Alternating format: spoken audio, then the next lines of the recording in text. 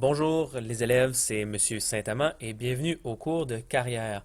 Alors dans ce petit vidéo, je veux vous montrer comment bien utiliser la page web du site pour ceux et celles qui n'ont jamais fait de cours en ligne. Alors quand vous avez entré votre mot de passe et votre nom d'utilisateur, voici l'écran que vous devriez avoir. Alors, en haut ici, c'est la liste de vos cours auxquels vous avez accès. Vous voyez, moi j'en ai plusieurs. Vous devriez en avoir peut-être un ou deux. Ça dépend combien de cours vous faites pendant l'été.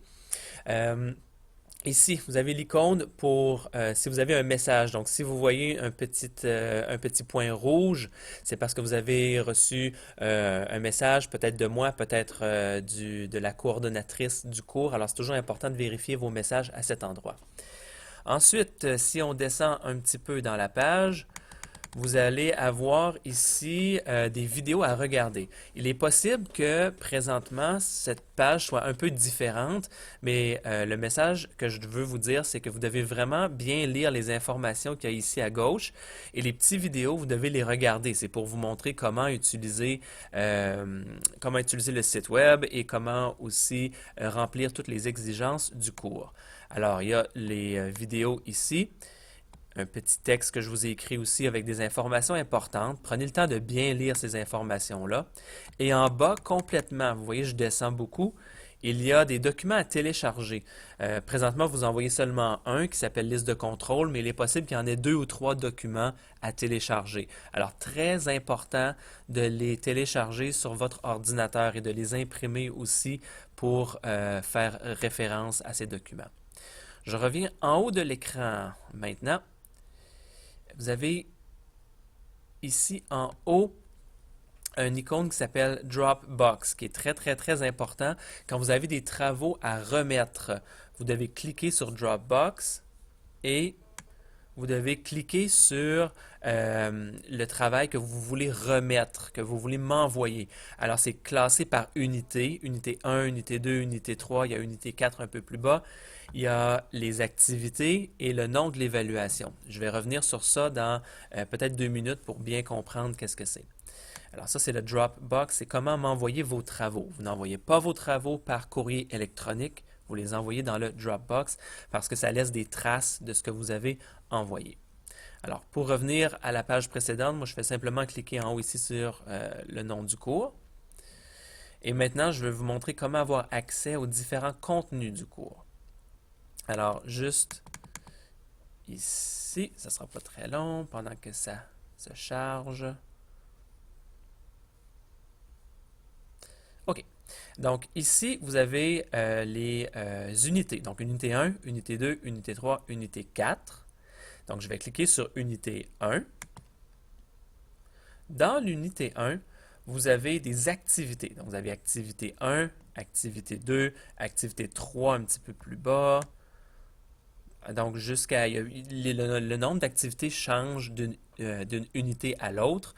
Ce sont les activités d'apprentissage. Dans chaque activité, vous avez des contenus d'apprentissage et vous avez des évaluations. Donc c'est toujours le même système. Donc, activité 2, des contenus d'apprentissage. Ça, c'est ce que vous devez lire pour bien comprendre le cours. Et ensuite, il y a une évaluation. Il n'y a pas des évaluations pour toutes les activités, mais pour certaines d'entre elles. Maintenant, je veux vous parler d'un document super important qui s'appelle la liste de contrôle. Donc ça, c'est un document qui est en bas ici, que je vous ai montré, là, que vous devez télécharger. Je vais vous montrer un exemple ici de liste de contrôle. Donc, la liste de contrôle, c'est le document qui vous montre quels travaux vous devez faire pour le cours. C'est super important parce que il y a des évaluations que vous devez faire et d'autres que vous ne devez pas faire. Donc, la liste de contrôle, il y en a deux. Il y en a une pour le groupe A et une pour le groupe B. Alors, toujours vérifier que vous avez le bon groupe. Ici, il n'y a rien d'écrit parce que c'est juste un exemple. Alors, la liste de contrôle. Vous voyez ici, unité 1. Vous avez toutes les activités de l'unité 1. Et ici, ça vous dit quoi faire, travail à faire. Donc, dans l'unité 1, activité 1, vous devez lire tous les contenus d'apprentissage et faire l'évaluation 1. Donc, je vais juste retourner pour vous montrer sur le site web du cours. Donc, c'est ça ici.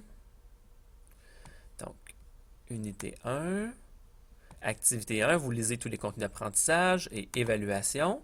Je vais cliquer dessus. Ça m'apporte à la page d'évaluation. Et là, vous voyez, vous avez évaluation 1. Donc, vous devez bien lire ici quoi faire. Des fois, il y a un document à télécharger. Et vous faites cette évaluation-là. Et vous devez me l'envoyer dans le Dropbox, dans le pigeonnier. Attention, il peut y avoir évaluation 2, mais vous ne la faites pas. C'est pas ça qui est écrit sur la liste de contrôle. Parfois, il y a comme 5 évaluations, là. Ici, il y en a juste 2. Mais c'est bien important de faire la bonne évaluation. Vous voyez ici, évaluation 1. Si je retourne voir la liste de contrôle, c'est évaluation 1. Ici, ça vous dit quel type de travail est-ce que c'est. Ça, c'est un travail formatif. La date que vous devez le remettre. Ici, il n'y a rien d'écrit, mais sur votre liste de contrôle, je vais écrire une date que vous devez remettre ce travail.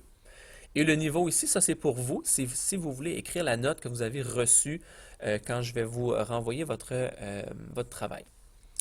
Donc ici, pour activité 2, 3, 4, 5, ça dit de lire les contenus d'apprentissage, mais ça ne dit pas de faire une évaluation. Par contre, vous devez bien lire tous les contenus et faire les activités qui sont dans les contenus d'apprentissage. Mais il n'y a pas d'évaluation pour ces activités ici. Vous voyez, la case est grise là, pour dire qu'il n'y a rien à faire pour ces activités-là. Ici, activité 6, vous devez lire les contenus d'apprentissage et faire l'évaluation numéro 2. Et ça compte pour 30% de votre unité. Et l'activité 7, vous devez lire tous les contenus d'apprentissage de cette activité et faire l'évaluation 1. Et ça vaut pour 70% de l'unité. Et encore ici, vous allez avoir une date de remise. Alors, c'est comme ça que la liste de contrôle fonctionne. Ça, c'est pour l'unité 1. Vous avez la même chose ici pour unité 2. Donc, vous avez les activités, les travaux à faire. Ici, ça dit juste de lire. Ici, c'est lire et faire une évaluation. Donc, c'est toujours le même principe. Vous devez vraiment regarder la liste de contrôle pour savoir quelle évaluation faire, parce que vous allez trouver ça très ennuyant si vous faites une évaluation qui n'est pas nécessaire. Ça va juste vous donner plus de travail à faire. Donc, soyez bien attentifs et regardez bien tous les travaux que vous devez faire et s'il vous plaît, respectez les dates aussi qui sont écrites sur le tableau.